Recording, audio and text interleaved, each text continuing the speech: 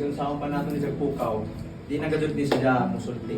Ingon ang pulong sa Ginoo na kung di ko numudayig ang tao, padaygon niya ang mga bato, padaygon niya ang mga butang na naa diri na hinimo niya, which is grabe ka insulto sa ato, no? So everything that has breath ko, no, praise the Lord. Klaro kaayo na diya sa Psalms, no? Puto ko no sa may ginhawa pata, dahil ko nato ang Ginoo. So thankful kayo ko, ikaduha nga ako napasalamat sa Ginoo na katong pag-post ni Ate Wina may tungod ka tita, tingnan ako si Mrs. Nasmin, bisita ko kita dito kay si tita ra ba kadud ang kanang musuyod gabi sa UF ko, si jaga kadud ang entrada na makita namo. Ang last time ato nagsugba siya mino, nagsugba sila. Ikaw gano sa nagsugba nimo ta.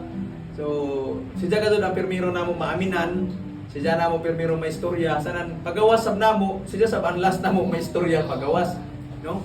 So kabubuton ra gyud sa Ginoo may igsoon na nakaabot mi sa ospital, na imamatod na ako si Tito. Naka-share ko sa iya gyapon sa pulong ra gyapon sa Ginoo na may tungod sa kaluwasan. So pag na ako pasalamatan nga samtang may kinabuhi pa di ang tawo, no? Pwede pa ta makatuo, makadawat sa kinasing-kasing sa atong buhi nga Dios. Pag maabot na kaw dinhi may suon, wala na gyud. Ulahin ang tanan, no? Hallelujah. So, pagsugod na ta mig suon, I believe na napatay oras, no, kay naami magsunod pud pag service, no? Ito maglangan ato ta sa pulong sa Ginoo. Tuod kami sa kuan mi sa Love and Truth Church. Ayaw mo kabalaka, wala mi gidala nga simbahan. No, ang amo gidala is purely Word of God. Matupad ni Sis Gisa gayna na in the beginning ang Dios mao ang pulong o siya gyud ang tanan, no, na naa diri sa kalibutan. May suon og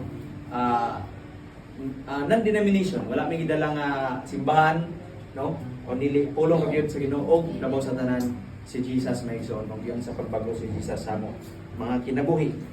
Okay, so ato ta sa pulong sa Ginoo may suon. Ingon diri sa Hebrews 9:27, mao man gyud ni siya ang kasagaran gyud namo intro pag-abot sa ingani mo igsoon, no?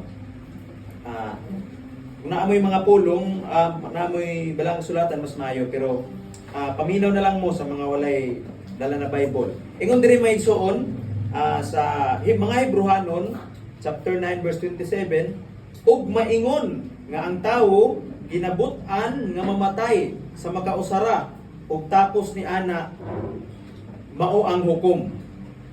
Amen. Gyud ay. No, atong iduko atong mga ulong may suon mag-abot sa pulong sa Dios, labing nga mana ni Dios. Lord, salamat sa mga pulong na imong gihatag namo karong gabi na Lord, dili kini aksidente Ginoo na ni anasad kami Lord sa kasub-anan Ginoo, matupas imong